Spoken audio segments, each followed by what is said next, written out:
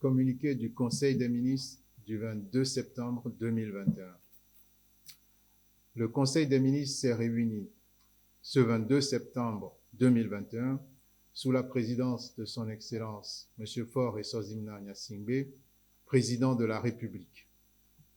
Le Conseil a examiné 2 avant-projets de loi et écouté 5 communications. Au titre des avant-projets de loi, le Conseil a examiné et adopté l'avant-projet de loi relatif au contrat de partenariat public-privé. Afin de consolider la politique d'amélioration constante du climat des affaires de notre pays et de faciliter la réalisation des grands projets structurants, le Togo s'est engagé dans un processus de modernisation de sa réglementation de la commande publique. Suite à la modernisation du régime des marchés publics et fort de l'expérience de notre pays en matière de délégation de services publics, le présent texte renforce le cadre juridique et réglementaire spécifique des contrats de partenariat public-privé. Cette réforme vise à favoriser la mise en œuvre des projets de la feuille de route gouvernementale en facilitant l'investissement privé et en optimisant également la dépense publique pour développer les infrastructures dans les secteurs stratégiques de l'économie nationale. Le Conseil a ensuite examiné et adopté l'avant-projet de loi autorisant la ratification de l'accord de coopération entre les gouvernements des États membres de l'Union monétaire ouest-africaine et le gouvernement de la République française.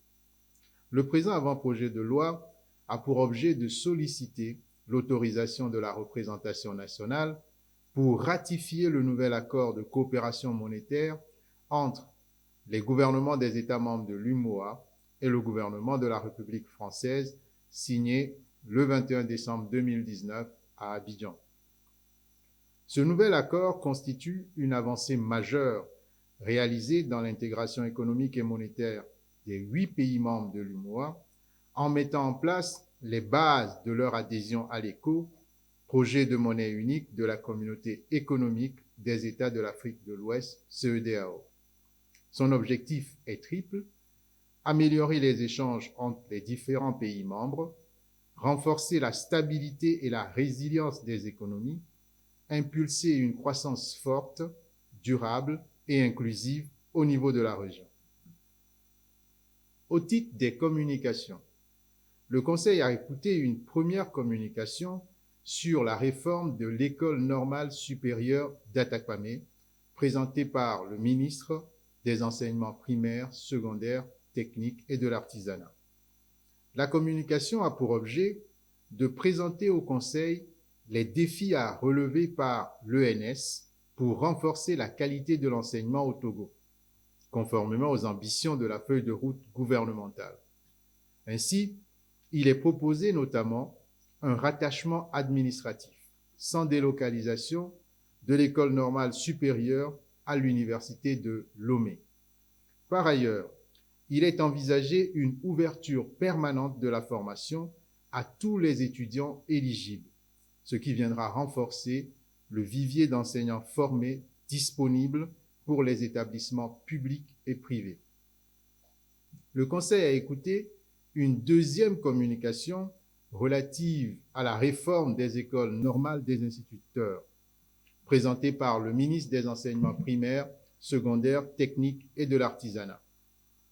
Notre pays dispose de 7 ENI pour la formation des enseignants du préscolaire et primaire situés à Notché, Kara, Dapaon, Niamtougou, Sotoboua, Tabligo et Adeta. Un diagnostic institutionnel et opérationnel de ces ENI a été mené et a révélé la nécessité d'ajuster le dispositif de formation des enseignants du préscolaire et du primaire pour faire face aux défis auxquels est confronté notre système d'éducation. Des recommandations ont donc été formulées. Il s'agit notamment de la transformation des ENI en école normale de formation des professeurs d'école, ENFPE, de la fin de l'accès par voie de concours, l'ouverture en permanence de la formation afin de mettre à la disposition des établissements du préscolaire et du primaire, publics comme privés, un nombre suffisant d'enseignants à recruter.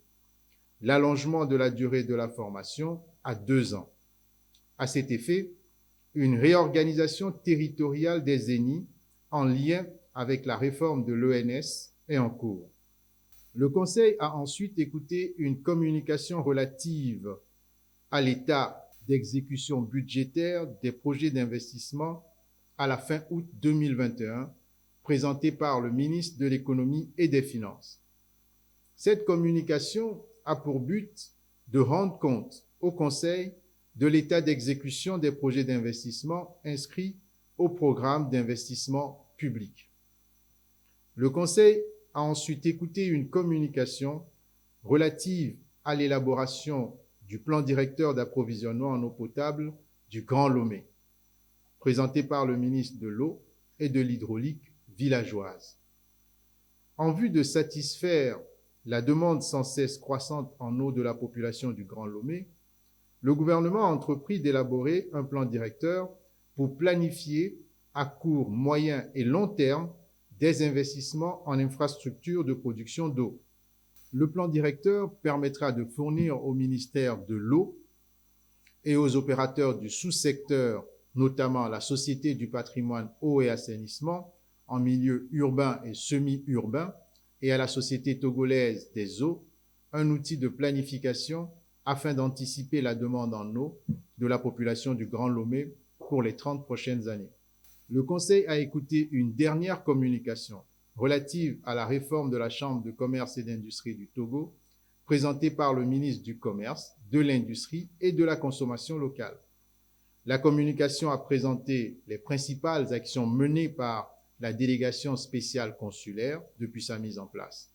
Afin de lui permettre d'achever sa mission, le Conseil a autorisé une prorogation de son mandat pour une durée de 6 mois. Fait à Lomé le 22 septembre 2021, le Conseil des ministres.